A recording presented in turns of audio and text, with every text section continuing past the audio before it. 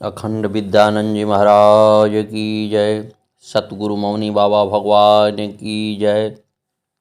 शिवोहम शिवोहम शिवोहम। आगे की कथा सुने। नीलम की माँ का इतना विश्वास था मौनी बाबा में कि बाबा ने उनकी जुबान का लाज बराबर रखी। माँ ने कभी अपने बच्चे या पशुओं को डॉक्टर को नहीं दिखाती। वे मौनी बाबा से ही प्रार्थना करती और उन्हीं का जल पिलाती थी। वह कहा करती थी, तुम ही हो, चाहे किसी भी रूप में आ जाओ, और जरा भी डरती न थी। नीलम का विवाह तय होने के बाद मौनी बाबा ने इन्हें 11 दिन की अर्जी करने को कही थी, जो इन्होंने मायावश नहीं की और जिसका इन्हें आज तक पछतावा रहता है। विवाह उपरांत इनके आगे कुछ ऐसी दिक्कतें आईं जो ये अर्जी कर लेती तो न आती। ये कहती हैं कि मौनी बाबा जब भी मिलते तो कहते, अरे खरखुटा चली जाइहा।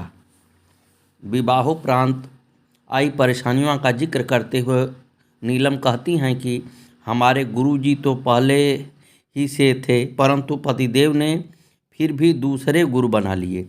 घर में दिक्कतें आने पर किसी ने पति से कहा कि तुम्हारे घर में तो दीवार खड़ी है, तुम्हारी पत्नी के और तुम्हारे गुरु अलग अलग हैं। अब तो पतिदेव इनकी पिटाई करने लगे कि मौनी बाबा को छोड़ दे और हमारे गुरुदेव का पूजन कर। वे स्वयं वहाँ सेवा लगाया करते, परंतु नीलम न मानी। बचपन से ही ये मौनी बाबा को ही मानती आई थी। तब पतिदेव ने अपने कुल गुरु से कहा और माँ पिता से इनकी शिकायत की। कुल गुरु जी ने नीलम से बात की और कहा कि बेटा, तुमने पति से अलग दूसरे गुरु क्यों बनाए? नीलम ने बताया कि हमारे गुरु तो पहले से ही थे, इन्होंने ही बाद में दूसरे गुरु बनाए हैं। तब कुल गुरु जी ने इनके पति से कहा, तब तो तेरी गलती है, जो इनके गुरु थे उन्हीं को तुम भी मानता। नीलम के पतिदेव फिर भी शांत न हुए और एक दिन 5 रुपए के लिए इनको खूब पीटा। उस दिन पतिदेव की जेब में 2 प्लाटों का बयाना था। 3 प्लाटों का बयाना बैंक में आ चुका था, परंतु उसी दिन से काम ऐसा बिगड़ा कि सभी प्लाटों का बयाना लौट गया और सारा काम ठप हुआ चला गया। तब पतिदेव ने अपने दूसरे गुरु जी के यहाँ जाना बंद कर दिया। कोई बुलाने आया तो भी वे न गए। तब नीलम ने मौनी बाबा भगवान से प्रार्थना की कि बाबा, इन्हें क्षमा कर दो। कमाने वाले भले ही ये हों, परंतु पालन पोषण तो मेरा और मेरे बच्चों का होता है। पतिदेव ने भी अपनी गलती समझी होगी और मौनी बाबा से प्रार्थना की होगी, ऐसा नीलम का अनुमान है। पतिदेव के भाग्य में बदलाव आया। प्लाटों के बयाने वापस आए और ठप पड़ा काम चल पड़ा। इस प्रकार नीलम के पतिदेव भी सद्गुरुदेव मौनी बाबा की शरण में आए। पतिदेव ने स्वयं ही नीलम से कहा, होली से 15 दिन पहले ही कहने लगे और एक दिन में 3 बार कहा, हमें भी ले चलो वहाँ अपने मौनी बाबा जी के पास। सतगुरु नमः। अपनी और मौनी बाबा की कहानी कहते कहते नीलम की आंखों में आंसू बहने लगते हैं। वे कहने लगी, अब तो मन में हरदम यही रहता है कि बाबा के दर्शन कहाँ मिलें, कैसे मिलें। बहुत याद आती है बाबा की। रोते रोते नीलम कहती हैं, जब बाबा थे तब 12-13 वर्ष बीच में मैं उनके पास न जा सकी। ससुराल में कोई इन्हें जाने न देता था।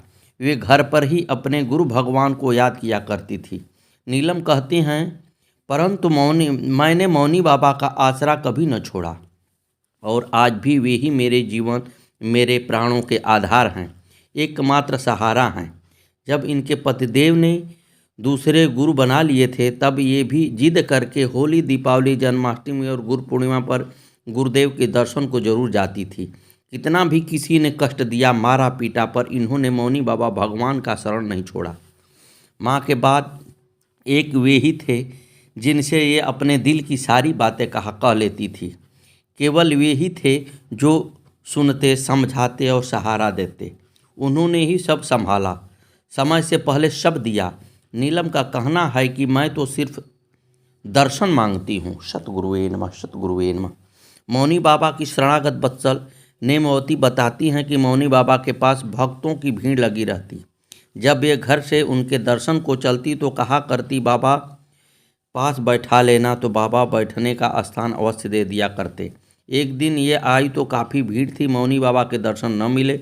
तब ये मन ही मन कहने लगी, बाबा मैं तो तुम्हारी गाड़ी सतगुरुवे नमः सतगुरुवे नमः की ही दर्शन करके जा रही हूँ। तुम दर्शन न दोगे तो अब नहीं आऊँगी। मौनी बाबा तुरंत अंदर से निकल कर आए और इनसे बोले, अरे हो गए दर्शन, अब जा घर देख। मौनी बाबा भगवान जब चंडौश आया करते, अक्सर डॉक्टर रेशम पाल जी के घर रुका करते हैं। डॉक्टर साहब ने अपना अनुभव कुछ यूँ बयान किया है। गुरुदेव के वचन सदा सत्य होते। इनके समय में जो भी बात होती ये निवेदित कर देते थे, और यदि गुरुदेव किसी कार्य के लिए कह देते तो हो जाई हो तो अवश्य सफल होता। यह सहारनपुर में थे, ट्रांसफ़र नहीं हो रहा था। इन्होंने गुरुदेव मौनी बाबा से निवेदन किया तो वे बोले, अरे दाढ़ी बढ़ा ली हो। उनके आदेशानुसार इन्होंने दाढ़ी बढ़ा ली और कुछ ही दिनों में इनका ट्रांसफ़र गाजियाबाद हो गया। अब दाढ़ी बढ़ाने और काटने से तो ट्रांसफ़र का कोई संबंध न था, परंतु ये तो उनके वचन ही थे जो सदा सत्य होकर रहते थे। उनके आशीर्वाद से नियम पूरा करके कार्य होता ही था। यह सभी भक्तों का अनुभव है। जब भी कहीं रोड़ा अटकता था तो यह उन्हीं से सलाह लेते थे। सतगुरुवे नमः। इनके छोटे पुत्र पंकज ने पुलिस में भर्ती के लिए फार्म भरा। यह किसी को घूस में पैसा देना वाले थे, परंतु मौनी बाबा ने मना कर दिया। वे बोले, पैसा न दे हो, ऐसे ही हो जाई हो। इन्होंने फिर कहीं कोई पैसा न दिया और पंकज पुलिस में भर्ती हो गया। आज भी उनका नाम लेने पर सारे कार्य सफल होते हैं और सारी परेशानियां दूर हो जाती हैं। सतगुरुवे नमः। मौनी बाबा भगवान कभी हंसते बोलते और कभी इतने गंभीर भाव में दिखते कि किसी को बोलने की भी हिम्मत नहीं होती। कभी कभी तो क्रोधित से लगते। वे कभी एकदम बच्चे जैसी बात करते तो कभी पूर्ण भगवान स्वरूप नजर आते। सतगुरुवे नमः सतगुरुवे नमः। एक बार मौनी बाबा ने किसी भक्त के आगे कह दिया, अरे हमें तो नींद नहीं आई बहुत दिनों से। वह भक्त मौनी बाबा के लिए नींद की गोलियां ले आया। अब वह ले आया तो बाबा ने खा भी ली, सारी की सारी गोलियां एक साथ खा ली। फिर उन्होंने स्वयं ही बताया, अरे हमसे तो उठा ही नहीं गया, हम तो अपनी शक्ति से उठे। एक बार इनके सामने ही मौनी बाबा से उनके कुछ भक्त कहने लगे, बाबा तुम तो हमसे कभी नहाते ही न देखे। मौनी बाबा बोले, अरे हम तो ज्ञान गंगा में नहाई हो। सतगुरुवे नमः। रेशम पाल सिंह कहते हैं कि सदगुरु के लक्षण हमने सुने हैं, जो वायु में स्नान करें, अल्पाहारी हों, सत्य का आचरण करें और अपनी जन्मभूमि में पूजे जाते हों। हमारे सदगुरु में ये सभी लक्षण मौजूद थे। यदि सर्विस संबंधी कोई कार्य होता तो मौनी बाबा कह देते, अरे ग्राम देवी चामुंडा नहवाई हो। हम उनके आदेश का पालन करते और हमारा कार्य पूर्ण हो जाता। सतगुरुवे नमः। एक बार पन्नी पंडित जी इनके संग गए कि हम भी देखेंगे तुम्हारे गुरु कैसे हैं। वे इनके साथ जब मौड़ी आए तो वहाँ के कार्यक्रम देखकर उन्हें सब ढोंग लगा। गुरुजी सबके मन की बात जानते ही थे, तो पन्नी पंडित जी की हाँ में हाँ मिलाते हुए कहने लगे, अरे हाँ ढोंग रची हो, ऐसे ही खोली हो, यहाँ कुछ ना हो। थोड़ी देर में घूमते फिरते पन्नी पंडित जी काली माता के स्थान पर पहुँचे और ज्यों ही उन्होंने माता को नमन करने के लिए उस स्थान को हाथों से छुआ कि वे वहीं चिपक कर रह गए। वहाँ बैठे बैठे उनको सुबह से शाम हो गई। जब शाम के 5 बजे तब इन्होंने गुरुदेव से प्रार्थना की कि बाबा अब तो छोड़ो, घर को जाने दो। तब कहीं जाकर वे माता के स्थान से उठ कर आए।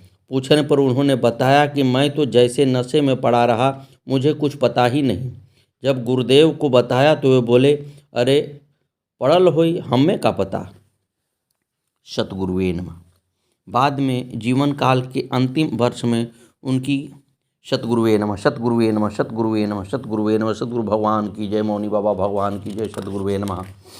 डॉक्टर रेशम पाल सिंह की पुत्र वधू मिथिलेश कहती हैं कि गुरुदेव मौनी बाबा भगवान उनके घर आया जाया करते थे। वे सब्जी में जिस दिन नमक डालना भूल जाती उस दिन मौनी बाबा बड़ी तारीफ करके भोजन करते।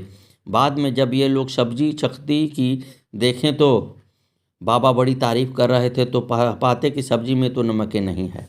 मिथिलेश बताती हैं कि विवाहोपरांत कई वर्ष तक उन्हें संतान न हुई। फिर गुरु भगवान के आशीर्वाद से विवाह के 5 वर्ष बाद उन्हें पुत्री का मुख देखने को मिला। नाम रखा हिमांशी। एक दिन मौनी बाबा को कोई भक्त एक कंबल दे गया। मौनी बाबा कहते, अरे इसमें तो भभक है, कुत्ता की खाल का हो।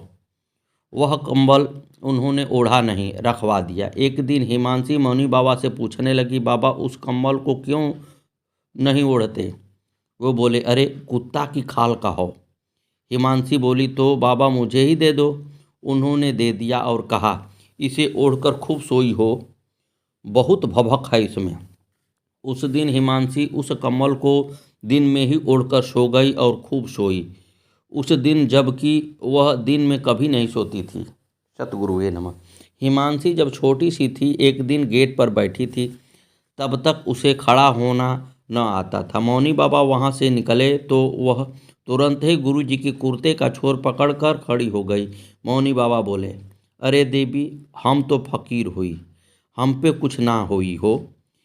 हिमांशी ने पल्ला न छोड़ा तो वे मास्टर जी, रघुवीर मास्टर जी से बोले, अरे देवी को कुछ दे दी हो। मास्टर जी ने 50 रुपये दिए।